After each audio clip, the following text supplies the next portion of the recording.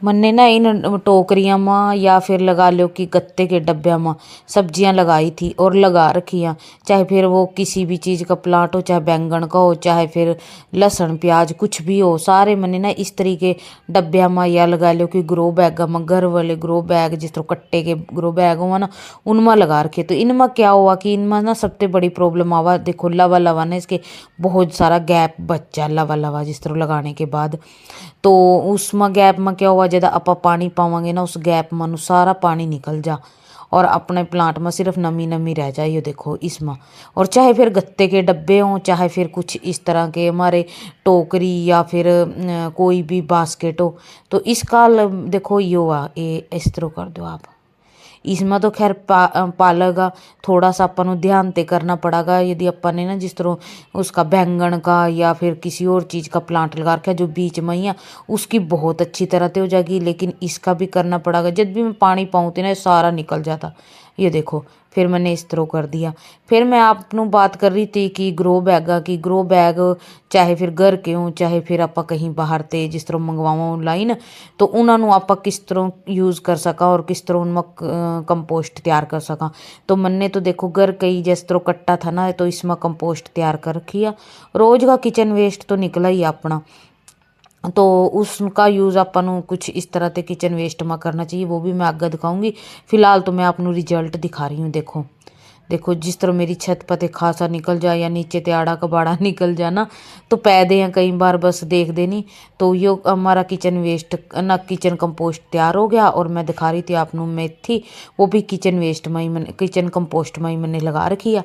तो चलो मैं दिखाऊँ आपको किस तरह मैं किचन कंपोस्ट तैयार करूँगा। तो एक बड़ा सा 15-16 किलो का मैंने डब्बा ले लिया और उसमें होल करने बहुत ज़्यादा ज़रूरी हैं। फिर उसमें पाए मैंने पत्ते और कुछ गत्ते और कुछ मेरे पास दूबड़ा, सूखी हुई दूबड़ा, आप चाहे तो गिल्ली ले लो, पर सूखी दूबड़ी, दूबड़ा दूबड़ी कह रही, दूबड़ा बहुत अच्छा है। तो कुछ इस तरह से मैंने पै लिए और कर रही थी बाद में होल्ला की होल, क्योंकि इसमें तो अगर ऑक्सीजन नहीं निकलने की तो हमारा किचन कंपोस्ट बिल्कुल बेकार हो जाएगा।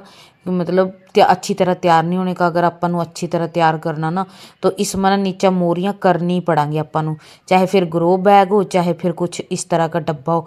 इस तरह के डब्बे में तो साइडा में भी मोरियाँ हुआ, तो मैंने इसमें मोरियाँ कर रखी। और फिर उसके बाद मैंने वो पाने के बाद सारा रकबाड़ा, फिर मैंने पाई इसमें थोड़ी सी मिट्टी। अच्छा यहाँ बात करा कि मिट्टी के बिना कंपोस्ट तैयार हो जाएगी, बिल्कुल भी नहीं होने की, बिल्कुल भी नहीं। मतलब मिट्टी के बिना हमारी मिट्टी हो या फिर कोको वो क्या बोला, कोकोपीट हो या फिर मतलब राख हो, तो इनका तो यूज़ ओवा ही ओवा। जब भी अच्छी कंपोस्ट तैयार करनी है तो इनका यूज़ करना ही पड़ेगा। तो मिट्टी पाने के बाद फिर थोड़े से गत्ते और पत्ते पै दिए। फिर मैं पाऊंगी इसमें किचन वेस्ट। देखो किचन मत अपने रोज ही निकला ही या कुछ ना कुछ। तो यो मेरे मैंने बनाया था साग, तो साग मते तो खैर इतना निकलना ना नॉर्मल बात हुआ। तो इसके बिल्कुल अच्छा ये ध्यान रखना पड़ेगा अपन कि आप किस तरह का किचन वेस्ट यूज़ कर रहे हैं। अगर आप मूंगफली के छिलके छुलके यूज़ कर रहे हैं, उन्होंने कंपोस्ट होने में बहुत टाइम लगेगा।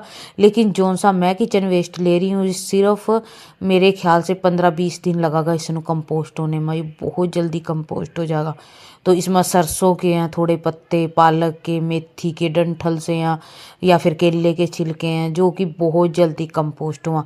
तो मैंने फिर उसके बाद पै दिया किचन वेस्ट और ऊपर फिर मैंने पै दी परत पत्तियाँ की और गत्ते की, मैंने मिक्स करके। चाहे तो ना फिर आप चाहे किचन वेस्ट, थोड़ी सी मिट्टी, राख, गत्ते सारे मिक्स करके इस डब्बे में पै लो या फिर परत वाइज पै लो। देखो ये देखो सारे मैंने पै लिए। अच्छा अगर ना इसमें जिस तरह की किचन वेस्ट आप तैयार करा, इसमें ना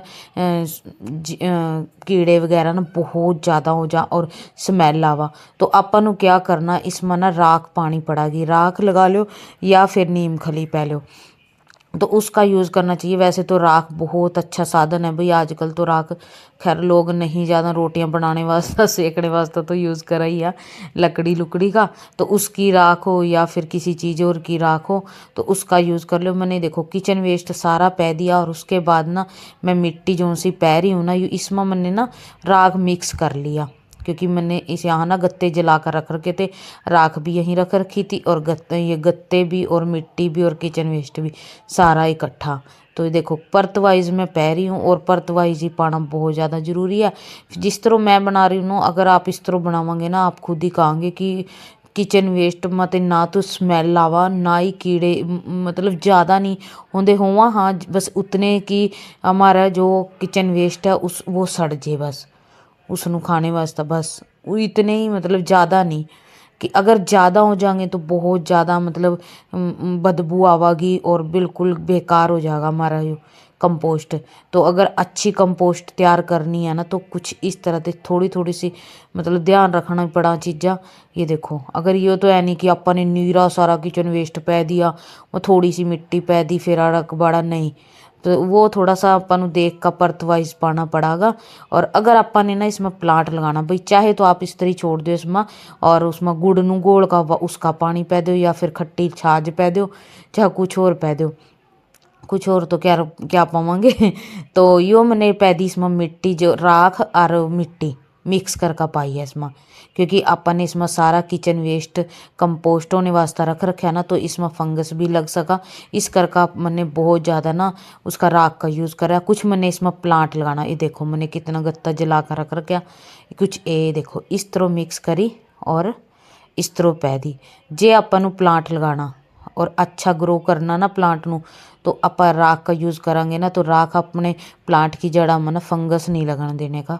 तो मैं इस आप चाहे तो इस तरह छोड़ दे इसनू, और मैं इसमें लगाऊंगी टमाटर का प्लांट। अच्छा लोगों तो लोगों की कुरड़ियाँ पते मिला, कहीं कहीं ते मिला, प्लाटा में ते मिला प्लांट, मनु अपने ही गार्डन में ते मिल जा कुछ ना कुछ।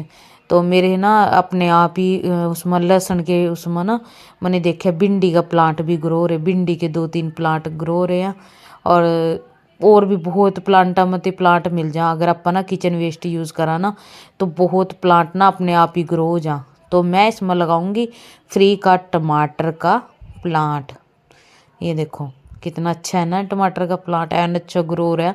और जब कि ये हो रहा था शायद उसमें बैंगन के प्लांट में, और ये देखो और फ्री का प्लांट है भाई तो लगा लेंगे। फ्री का नहीं है वैसे, अपने गार्डन का हमारा अपना पालतू पालतू प्लांट है। तो ये देखो ये नीचे से थोड़ी सी इसकी पत्तियां मैंने तोड़ दी ताकि मतलब इसमें फंगस वगैरह ना लगा। और ये देखो हमारा प्यारा सा सोना सा प्लांट लग गया। और इस प्लांट के ना 3 महीने बाद ना मैं आपको दिखाऊं कंपोस्ट। तो ये देखो 3 महीने के बाद है ये देखो। फिलहाल तो मैं इसमें से प्लांट पाड़ दूंगी, ये निकाल दूंगी और फिर दिखाऊंगी। देखो दिखाऊँ आपको, बिल्कुल इसमें दू बड़ा हो गया, क्योंकि जब भी अपन ना डब्बे में इसमें वो कंपोस्ट तैयार करा, अगर प्लांट लगा दिया तो अपन इसनू अल्ट पलट नहीं कर सकते ना। तो अगर अपन इसनू अल्ट पलट नहीं करने के तो लेकिन आप पानी वगैरह तो पै रहे हैं इसमें। और वही है कि अगर आप प्लांट लगा रहे ना और उसनू हिला नहीं सकते तो फिर अपन ने उस हिसाब से उसमें किचन वेस्ट डालनी चाहिए। ये नहीं है कि अपन ने उसमें हार्ड जिस तरह की मूंगफली के छिलके डाल दिए या फिर और ऐसे छिलके डाल दिए भी जो उनसे बहुत लेट कंपोस्ट हुआ, तो प्लांट भी मरागा और हमारी अच्छी कंपोस्ट भी नहीं तैयार होने की। तो यो दिखाऊं मैं आपने, देखो बहुत मतलब इसमें जो सा कंपोस्ट मैंने पाया था ना वो बहुत जल्दी ना वेस्ट पाया था, वो बहुत जल्दी कंपोस्ट होने वाला था। तो प्लांट तो खैर इसमें ग्रो है ही अच्छा। और ये देखो कितनी हमारी अच्छी कंपोस्ट भी तैयार होगी। और ये सोचो कि गर्मियाँ के प्लांट इसमें लगेंगे तो क्या मज़े आवेंगे ना। और कितने प्लांट लग जाएंगे, कम से कम ना ये 10 किलो है। और आपने देखी होगी जब मैंने डब्बे में से काटी वो कितनी नीचा चली गई थी, जब कि इसमें जब मैंने प्लांट लगाया था ना बिल्कुल ऊपर तक भरया था मैंने। तो जब भी आप किचन वेस्ट से कंपोस्ट तैयार करा ना तो थोड़ी सी ना मिट्टी नीचा नीचा नीचा नीचा दबदी चली जा, क्योंकि जो किचन वेस्ट हुआ वो कंपोस्ट होता चला जा और फिर वो बुझता चला जा। ये देखो गलदा चला जा। तो हमारी 10-12 किलो यो 10-12 तो मैनू लगा ज़्यादा ही होगी तो कंपोस्ट तैयार होगी।